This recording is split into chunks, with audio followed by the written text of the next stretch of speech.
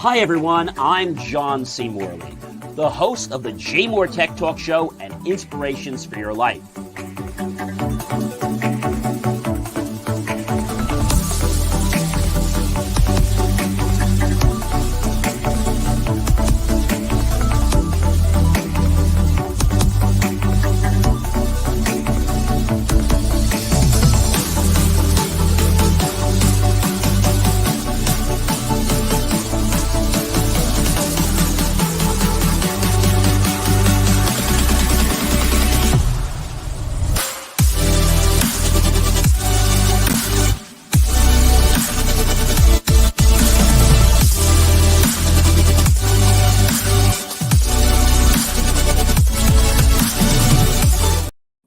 Hey guys, it is John C. Morley here, serial entrepreneur.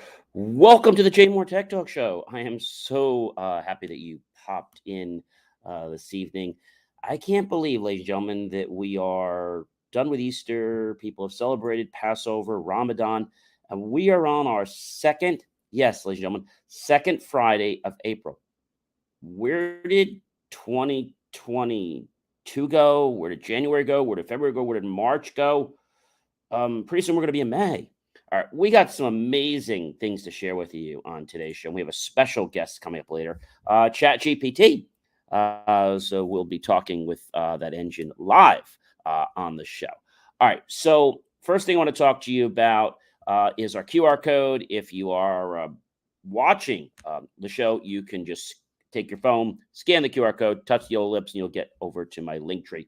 If you're watching, great. But if you're listening, you can also go to believemeachieve.com. Really do appreciate you making the time to make us part of your life, because we share some really great insights to help protect, educate, and of course, entertain you.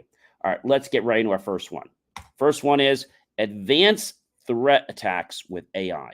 So what's going on with that? Well, we know that AI is definitely changing the landscape to protection, making it harder because things can be generated a lot easier and without a lot of human power.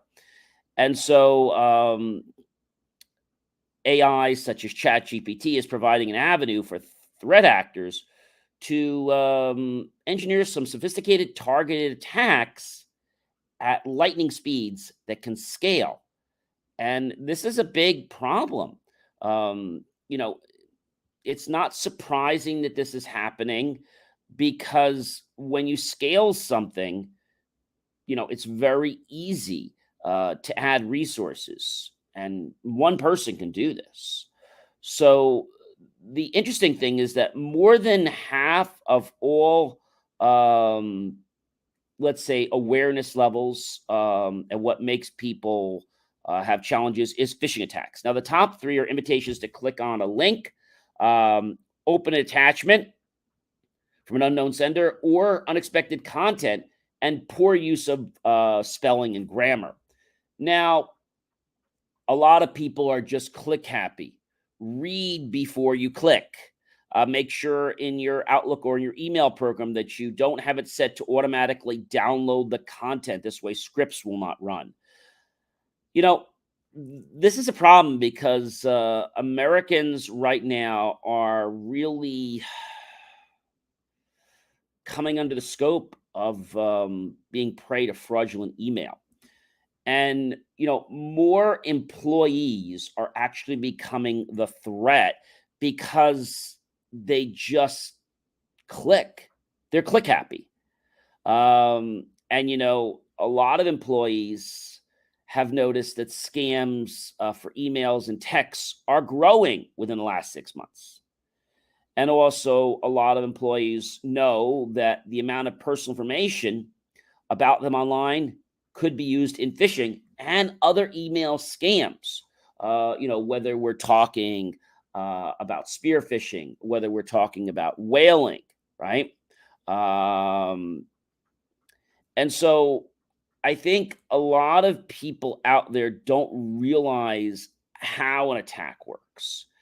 And so the fact that AI is able to learn things about you and come across as a friend or someone that knows you is something that I believe, let's say, perplexes a lot of people. Well, if they know my information, or for example, you just got a text from what seems to be Verizon or T-Mobile, and they tell you that you owe this balance. But here's the thing: a lot of these companies have had leaks in their system. Now they can gather, let's say, your phone number, your email, and that information, but they don't actually know your bill. So they just make some random number up like, hey, this is what we've got, and you need to be doing this because your bill is behind. I mean, that's what I have noticed.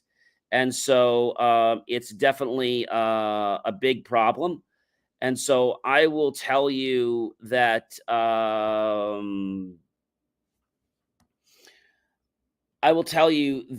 it's definitely an issue. Okay, definitely an issue, and I will also tell you that more things are starting to happen. More things are starting to happen, and I can tell you that it's going to get worse before it gets better. Because what happens is the system knows your bill date, so it's able to grab the bill date. It can't grab, let's say, the actual data on the bill. It knows your name, it knows your email address, it knows your phone number. It sends you a text that says, "Hey, click here to pay your bill of," and they just estimate some wacky number. And then they tell you your account's going to be shut off. I've even gotten phone calls telling you my account's going to be suspended when really it's not. It's just these bad actors. And they're doing this by using, let's call it artificial intelligence. But what they're really doing is they're learning behaviors, not just of myself, but of the billing companies like Verizon, T-Mobile, right? They're learning when the billing date is. And what they're also doing is they're looking for leaks in the system. And so when they know that a bill is supposed to come around this time, or they just happen to notice that a bill was just generated or a notice was just generated, they're going to immediately assume that you're behind on your bill. That's the scam. And so artificial intelligence is going to get a lot more intrusive. So we want to be careful what information we share, because the information we share and that convenience could cost us insecurity. So definitely know that AI is growing, and AI is learning things about you, whether you want the systems to learn about you or not. And remember, AI is part of a great big network. Okay. And so the way AI gets smarter is the data, the algorithms, right? We all remember the movie War Games and Whopper, right? Which were the Whopper computer. You all remember that? And so I don't know if any of you guys remember seeing that, but it was pretty cool. And the thing that was interesting is that it stands for War Operation Plan Response. That was the name at their place where the supercomputer was, NORAD, that they gave the information on. And so the interesting thing was that the computer had all these different games, including a very simple game called Tic Tac Toe. And the computer was always learning how to become better than its last play, to be more efficient, to have less casualties in the game of chess or tic tac toe. How do I win without losing more of my assets? And so that also happened in war when it tried to do, they had something called thermonuclear war, when they simulated how war was going to happen. However, the computer didn't realize that the simulation was a simulation. See, the computer doesn't know the difference between whether it's a simulation or whether it's actually real. And we'll talk more about that a little bit later in the program, because I think some of the things I'm going to share with you are going to really astonish you. All right, so I just want you to be alert that AI threats are out there. And so it's not a question of if you'll get hacked, but when, if you are not properly protected. All right, so let's move on to another very, very important topic, and that is hackers are caching on hacked IP addresses. This is something that probably really roll your head. A lot of online bad actors are stealing IP addresses and converting them, yes, ladies and gentlemen, to cash, hard cash. Some of them are converting them into crypto, but ultimately they go into cash, and they sell them to what they call proxyware services. These bad actors are planting proxyware on computers without their knowledge. So, I mean, I think that's really a big problem. And I know, ladies and gentlemen, that you're probably saying, "Hey, this sounds crazy," but malicious actors are out there, and they're doing this, and they're selling the unit's IP addresses to proxyware services, and they make as much as $10 a month for every compromised device. And the thing is, you might say, "Gee, what the heck is $10?" Well, when you have 1,000 of them or 1,000,000 of them, that's going to add up every month, right? And proxyware services allow a user to make money by sharing their internet connection with others, and it's a problem. The whole thing about a proxy is that it hides your identity, right? So you're using another IP address. The way people validate, whether it's credit card companies, whether it's medical records, they check to see, are you at your home IP address? Okay, are you at a known IP address, either at home or work? If you're not, they ask for some more information. Some providers have gone so far as to say, look, you're not within an IP address that's even within the United States. We're going to ban access to you until you're back at a US IP address. And so this is happening with cryptocurrency and so many different things. And proxyware services are starting to bow down to cater to people who want to bypass protections and restrictions. This is absolutely, when I tell you crazy, it's absolutely crazy. There are even apps out there that are promoted by referral programs called influencer promoting. And so this is a real problem. And so, there's going to be bad actors. I always said, if these bad actors would actually use the skills that they have and put them toward good, they'd actually be very successful instead of making money illegally. Proxyware services expose users to all kinds of risks. Users cannot control the activities. The reason for a proxy is so that people don't know your IP address. So it's very important that if you're using a proxy, let's say a VPN, and I don't want you to confuse the two. So a VPN is a virtual private networking. A proxyware is a little different. People confuse them, and they're different. A proxyware is where they basically have proxies kind of like in a database. And there have been instances where users just become involved in criminal activity and they don't even know that they're part of it. We've heard of things like the SQL injection programming and other types of things. And so as organizations and people become aware of this, okay, endpoint management is no longer, ladies and gentlemen, just about antivirus and malware. In fact, we stopped just protecting against antivirus and malware, years ago, because there are so many more threats out there. You have the web filtering, you have vulnerability scanning, making sure that we don't have zero-day attacks and things are patched correctly. You have sandbox detection, so if there's something that is bad, it can be sent off or susceptible to a little virtual box that's on the machine, and then see how it behaves, and then note its behavior and decide whether to release it or whether to quarantine it or to take further action. And so, we've got things like ransomware, right? And so this is stuff that we really didn't worry about years ago, but bad actors are getting more progressive, okay, and more active, not passive. And so their concerns, like if you're using Log4j, is a big problem. And you might be asking me, hey, John, what is Log4j? Well, Log4j has lots of problems. Log4j is, there are many vulnerabilities in Log4j. And people say to me, John, is Log4j still an issue? Yeah. So Log4j's library in December of 2021 was immediately clear of billions of devices that use Java were at risk. And so much of the Log4j has died down, but it doesn't mean that the threat is gone. So you need to patch your system. And people are saying, "Hey, John, how do you fix the Log4j issue?" And and that's a great question because you can update your Log4j version. Obviously, use the latest firewalls and security. Implement things like two factor. Um, that's very important. Use multi factor authentication. These are all things you can do, right? Um, but I think a lot of people have to understand,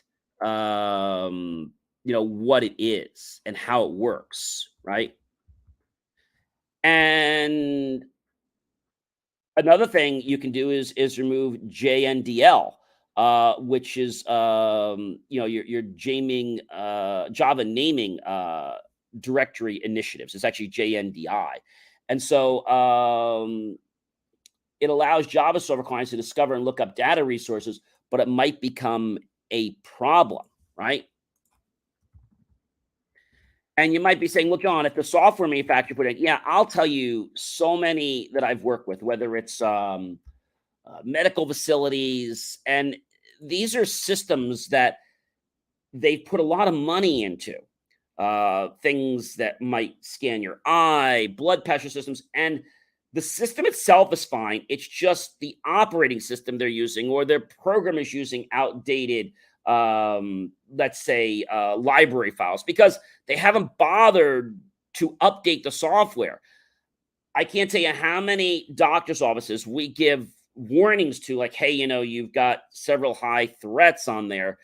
We can't do anything about it. You've got to make your software vendor aware of it, that you're getting your proprietary scanning software from that scans for retina, back of the eye, or your blood pressure machine, or the glucose machine, whatever it is. It's passing data that could potentially be a vulnerability. And that's a serious, serious problem. All right, ladies and gentlemen, we talked about convenience, right? We've talked about the fact of giving up our information for convenience. Well, pet app data leak may not be worth its convenience at all. A real cybersecurity nightmare, if you ask me. You love your pet so much, but is putting in your personal data about you and your pet really worth that convenience? Pet apps are leaking your sensitive information, is probably not something you've thought about, but there were major studies in 2022 from the IEEE European Symposium on Security and Privacy workshops conference, and this is an issue. Um, Computer scientists at Newcastle University and Royal Holloway University of London on February 28th recently exposed multiple security and privacy risks. So researchers at universities evaluated popular Android apps for pets and other companion animals, as well as how they're being used, and they found 40 leaking parts of user information. Wow. So pet tech is obviously doing things right now that includes information for your pets, medication, GPS trackers, nutrition for your dog or your cat or your pet.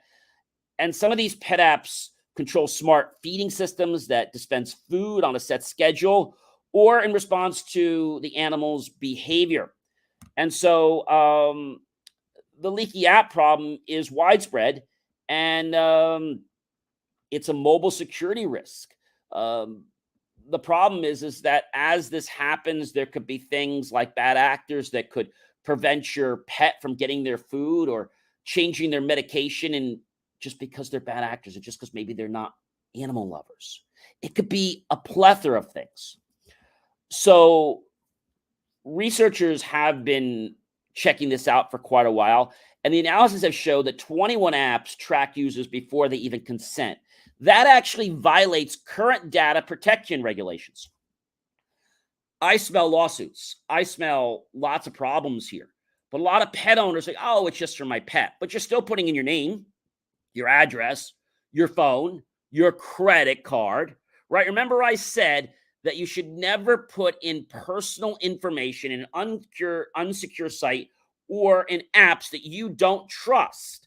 Because if you do, that information could get exposed. So I just want to make you guys aware. You love your pets. Make sure that you actually take the time, ladies and gentlemen, to validate what you're putting in. And if you're not sure about it, then don't put information. And for all sake, don't have it controlling your pet's food feeding schedule if you can't really trust it. All right, ladies and gentlemen, I promised you a guest on the JMOR Tech Talk show. And yes, I'd like to welcome to the JMOR Tech Talk show. I would like to welcome, yes, none other than, do you know who that is? Yes, none other than ChatGPT. ChatGPT. I would like to welcome ChatGPT because I've got to tell you that people have been asking questions all along. So I want to ask one question right now, and I'm talking right to a ChatGPT live engine. You might be asking me, what does this actually mean? So the thing that I'm going to tell you is that ChatGPT is evolving. Okay, so what is ChatGPT? You can see I'm going to type that right in the box right here. All right, and it's going to come back with an answer in just a second. I am ChatGPT, a large language module created by OpenAI based on GPT, generative pre-trained transformer architecture. I was designed to understand and generate human-like text based on the input I receive from the users. I have been trained on a massive data set of diverse text sources, including books, articles, and websites, to understand human language patterns and to generate responses that are contextually relevant and grammatically correct. My goal is to provide helpful and informative answers to your questions and to assist you in any way I can. Before I even launched ChatGPT today, you didn't see this, it told me that this is a guide and to not take this information to heart, because it's just meant as a guide. And if I get any responses that are offensive, they apologize, but it's still a work in progress. Okay, so what are ChatGPT limitations? Okay, so I'm going to type it here again. ChatGPT is a powerful language model with impressive capabilities. There are some limitations to what I can do. Here are a few of them. Number one, limited understanding of context. Although I have been trained on a massive data set of text, I may not always be able to understand the full context of a conversation. This can lead to responses that are entirely not relevant or accurate. Lack of empathy. As an artificial intelligence language model, I do not have emotions, which means I cannot fully empathize with human feelings or emotions. Inability to handle physical tasks. While I can assist with information and answer questions, I am not capable of performing physical tasks. Bias. Like any AI system, I may reflect biases that exist in the data that I was trained on. It is important to recognize this and to use critical thinking when interacting with me.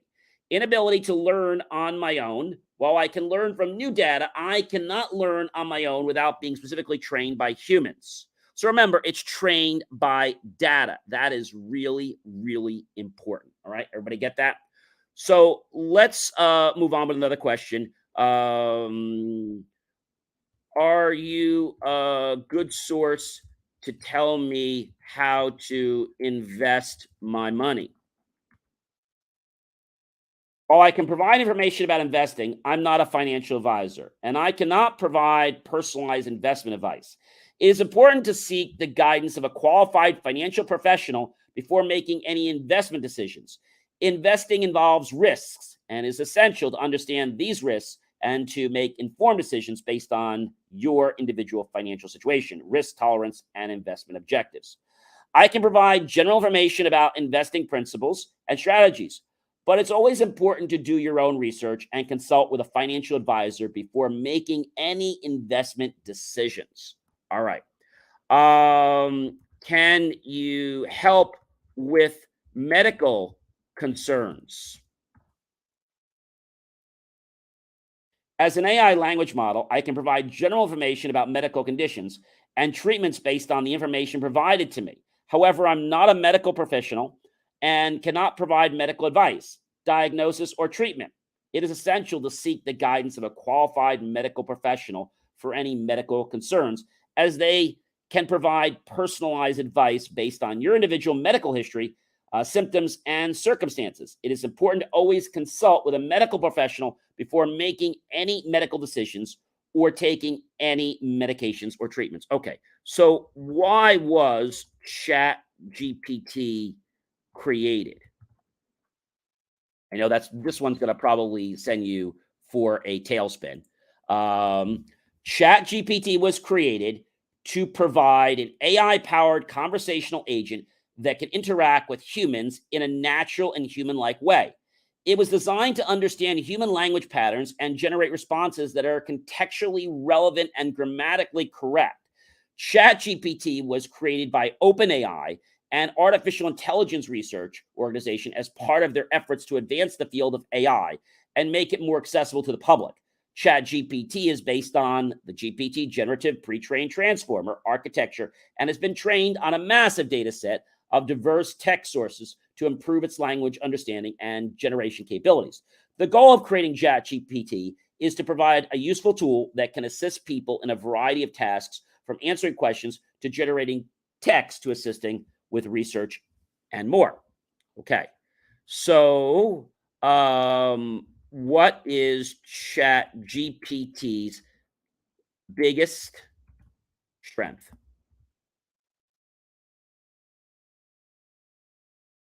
One of the biggest strengths of ChatGPT is its ability to generate human like responses that are contextually relevant and grammatically correct. This is due to the fact that it has been trained on a massive data set of diverse text sources. You get the idea. We're kind of getting the same things over and over again, right? I'm going to ask another question. What are the dangers of ChatGPT? Like any powerful tool, ChatGPT comes with certain risks and limitations. Here are a few potential dangers of ChatGPT: spread of misinformation, reinforcing biases, privacy concerns. Okay, I'm just kind of reading some of the high levels. Dependency on technology, ethical concerns, and it's important to recognize and address these risks and limitations and to use ChatGPT responsibly with caution. Okay. So we can ask a question. Does the military use chat? Now, they may not answer this question. I do not have access to information about specific applications of ChatGPT by military or government organizations, as such information would be confidential. However, it is possible that ChatGPT or similar AI-powered conventional agents are being used in various military and government contexts, such as for intelligence gathering, language translation, and communication with personnel or civilians in the field. The use of AI in military and government applications is rapidly evolving, and it is likely that ChatGPT or similar tools will continue to be developed and deployed for a variety of purposes in the future. Okay, so is ChatGPT used in healthcare? Give it a second to, as you see, it responds like really, really, really quickly. So that's important, and I think that's the most important thing. And I just realized as I'm sharing the screen here, I definitely want to be sharing out the actual screen. There are a lot of screens here with ChatGPT. I just want to make sure that I'm actually on the chat GPT, and it looks like I wasn't on the chat GPT screen. Sorry about that. I was on the intro screen, but you still see I was reading it to you. So now I'll type something. So I just asked it a question about healthcare, and so you're probably saying to me, "Hey, John, this is really really cool. But the question is it being used in healthcare? Okay. So, yes, Chat GPT and similar AI powered conversational agents are increasingly being used in healthcare settings. I guess because it's not confidential to say that. They can be used to assist with a range of tasks, such as answering patient questions, providing information about medical conditions and treatments, and assisting with triage and diagnosis. Chat GPT can also be used to improve patient engagement and education by providing personalized health information and support to patients through a conversational interface. Additional, ChatGPT can be used to support healthcare providers by providing them with access to relevant medical information, assisting with administrative tasks and improving communication with patients. However, it is important to note that the use of ChatGPT and other AI powered tools in healthcare also raises certain concerns and limitations, such as the accuracy and the privacy of patient information. That's really important. Does Disney use ChatGPT? Take a second. And you see it responds like really, really quickly. So I just put the information in there and it did not give me an answer. What companies use Chat GPT?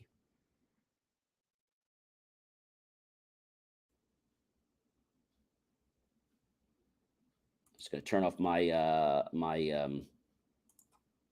because that may be interfering with the actual Chat GPT here. Let's see here.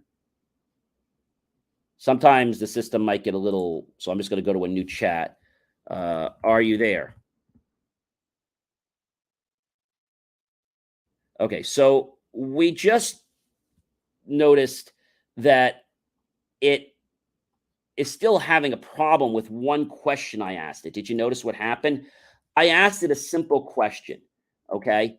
And it said there was an error in generating the response. I'm going to go to clear conversation. I'm going to come back here. I'm going to say, what companies use Chat GPT? So it kind of had a little bit of I guess, a blunder moment there. As an AI language model, I do not have direct knowledge of which companies are using me. However, many companies and organizations have access to OpenAI's GPT technology through their API and have incorporated it into their product and services. Some examples of companies that have used GPT technology in various ways include Microsoft, Salesforce, Adobe, OpenAI, Hugging Face, and many others. So, does it cost to use Chat GPT?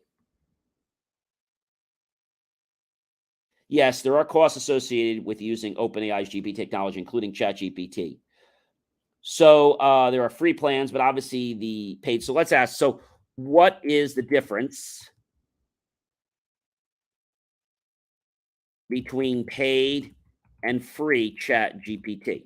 I'm asking a lot of questions, aren't I? The main difference between the paid and the free version is the level of access and usage limits. The free version of ChatGPT, which is available through OpenAI API, which we're using today, generates up to 5,000 tokens per month for free. Tokens refer to individual words or syllables, so this translates roughly to 2,500 or 3,000 characters, or about 400 to 500 words. Additionally, the free version of ChatGPT may have longer response times, and there may be restrictions on the types of use cases allowed. On the other hand, the paid versions of ChatGPT provide greater access to technology with higher usage limits. Okay, so I think you guys have really understood, I should say, a lot about ChatGPT. Is there anything else you would like to share with my viewers today, ChatGPT? Yes. I'd like to share some additional information about ChatGPT and OpenAI's GPT technology in general.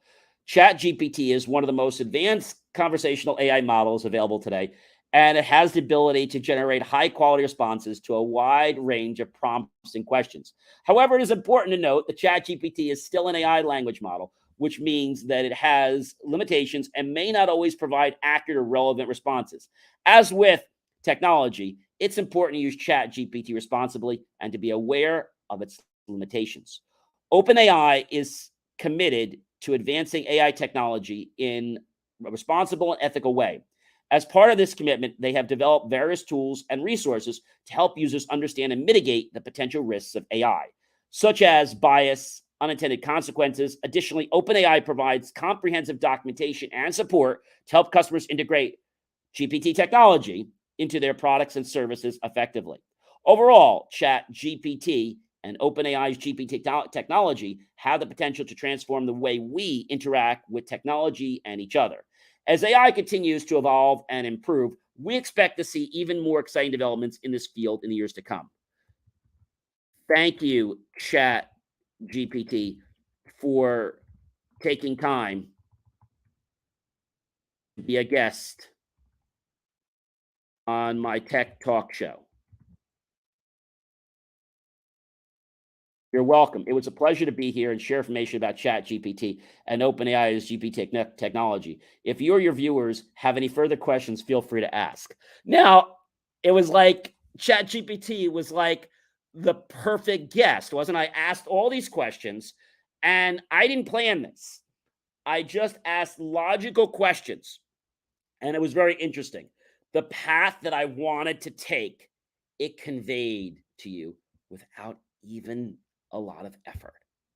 I knew the path I was going down, my intention, which was to prove to you that ChatGPT could not make a lot of changes to decisions because it couldn't make decisions that were based on human emotion. And it was not an expert, it only learned by data. That's amazing. I hope you enjoyed the ChatGPT guest. And feel free to watch the show again. Sorry about the beginning, not having ChatGPT, the wrong screen enabled there, but you did get the idea how it works. And you can mess around with ChatGPT for free. All right. So we got one more amazing topic to cover, ladies and gentlemen. I hope you enjoyed ChatGPT. That was really incredible. And I'm sure we're going to bring ChatGPT again when we have more specific questions. We could ask it questions like, let's say I wanted to go back there and I want to ask a question about, maybe if I want to go back, I'll do that in another show. I'll bring ChatGPT. I could ask it, what do you think about the shootings or things like that? And you're going to see that it's not going to have really an answer. It's going to have answers based on other people's biases and opinions. All right. Our last topic, ladies and gentlemen, I have enjoyed being with you, but we've got to share one more topic. The FBI warns against juice jacking at public USB charging stations. What the heck is this? So the FBI is actually warning the use of free charging stations in airports, hotels, or shopping centers.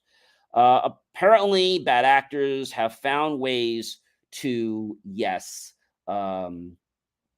introduce malicious data and programs into the USB environment. And more specifically, ladies and gentlemen, what they have done, which I think you're going to find really cool, is that when somebody juice jacks and they do this, they're able to access your contacts, your emails, your banking apps and their content, text messages, and more. So even though the application itself is sending the data through encryption, if we get onto the device directly, the data's not encrypted yet. It's not encrypted yet. So even though it's doing all this fancy stuff to go through, it's not encrypted yet. So how can you combat this? Really simple. Just bring a charging cable and the plug. So if you don't have that, definitely check that out, because I think you're going to find that carrying that little plug is really going to be the difference of your identity possibly getting compromised. And we don't think about these things every day because, like, hey, I just plug it into my plug. In a home, of course, you're fine. But I'm talking about airports, because what can happen is you're at a table, all right, and there might be, I don't know, 4, 6, 7, 8, or 10, and someone who's in that same circuit, it could be at the same table, a little bit down further, but they're plugged into that same hub that power source is plugged into. and they hook up a skimming device. That device then is able to sniff data right off your device before it ever gets encrypted. That is just so amazing. So remember I told you that awareness is the key to protecting yourself. And then once you have the awareness, you take the steps to protect yourself. It's not a question, ladies and gentlemen, of if you're going to get hacked or attacked, but when, if you're not properly protected. I also do want to thank ChatGPT for scheduling time with us to be on the JMOR Tech Talk show and give you a live interaction of how ChatGPT works. And I see a lot of benefits with ChatGPT. Like it can be a great knowledge base. Like maybe you're at a company and the ChatGPT has all of your policies and procedures. You can ask ChatGPT questions like, customer has just complained about this item. What should I do? Great. Is this a customer that's been with us for a while? Yes. Great. What was the item? Great. What was the invoice number? Great. I've looked at the invoice number. I see that this customer spends quite a bit of money with us. I recommend that you refund their purchase, send them a complimentary item at no cost, as I can see that we more than likely have made our profit on this customer at least 4 or 5 times this year. So ChatGPT can use the data, it can use you, it can use other people, but ChatGPT is nothing more than an automated bot that's able to talk to other databases and gather information either that is, let's say, saved or real-time data that's being updated from somewhere else, or sensors like cameras or a plethora of things. It has been an amazing, fun time being with you guys today. I hope that you will definitely choose to comment, like, support this video, tag your friends, colleagues, and associates. Share this out with everyone you know on social media. If you would like to be a guest on the JMOR Tech Talk Show, go to jmor.com, click on the reach out today, and apply to become a guest. You see, we're creating some amazing shows. We're really trying to give you information that is not only going to turn your head, not only going to entertain you, but is going to inform you so you don't find yourself in quicksand and can take proactive steps instead of having to worry about doing something once it's already happened. You know who I am, ladies and gentlemen. I am John C. Morley, Sir Entrepreneur. It has been an amazing privilege, pleasure, and honor to be with you. We air every single Friday at 5:30 p.m. Eastern. But if you missed us, hey, just go back to jmor.com. You can actually get the live transcript of the show within a week, so you can catch the whole show, as well as click on the QR code or just scan it with your phone. Or if you're listening to the podcast, just go to believemeachieve.com. There's so much information on there with this show, articles, and definitely catch my latest article that was just written, which is the evolution, ladies and gentlemen, of the elevator. And I want to share this with you because the first elevator, ladies and gentlemen, was created, a very long time ago. The first elevator was created basically around 236 BC by a Greek mathematician, Archimedes. And the first elevator was comprised of hoisting ropes wrapped around a drum and rotated by manual force by people propelling a capstan. Now, according to Wikipedia, a capstan is a vertical axle rotating machine developed for use on sailing ships to multiply the pulling force of seamen when hauling ropes and hawsers. The principle is similar, I should say, to that of the windlass, which has a horizontal axle.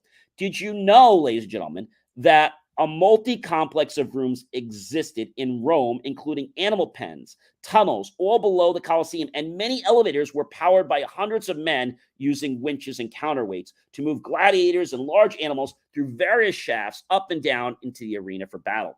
By 1743, Louis the 15th developed the flying chair, designed to bring one lady to her quarters on the third floor of the Palace of Versailles. In his retreat, A flying table enabled the king and their guests to dine without interruptions for the servants. There are many different types of elevators.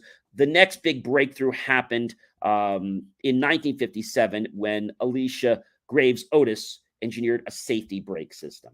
You're going to have to read my article to learn more, but no, there are many types of elevators. There are geared elevators. There are gearless elevators. They're both traction. There are hydraulic elevators that get pushed by hydraulic fluid. And so when the hydraulic fluid actually gets pushed down into the piston, it causes it to rise. When it drops the fluid, it causes the elevator to drop. And there are also elevators, ladies and gentlemen, that are vacuum or pneumatic elevators. They're actually made in the United States. And those elevators actually use air pressure so that it's a vacuum. And so when, let's say, it basically lets pressure out of the bottom, it falls. Okay. When it takes the pressure, basically, when it sucks up from the top, pulling the pressure out, it rises. Pretty cool. You can check that out by going to believemeachieve.com, clicking on John's recent articles. It has been such an amazing privilege and a pleasure to be with you tonight, as well as my wonderful guest. I think it's the first time I've ever had a guest that was actually a piece of technology. I mean, that was, I think, the first time I've talked to a guest that was not a real person. That was cool. All right. Have yourself a great rest of your day, your weekend. Feel free to watch this as many times as you want, and do share it out, because this information is key to you understanding how to live in the world, how to protect yourself, and how to grow in this world. Have yourself a wonderful weekend, and I'm going to see you guys next Friday. Take care, everyone. Be well.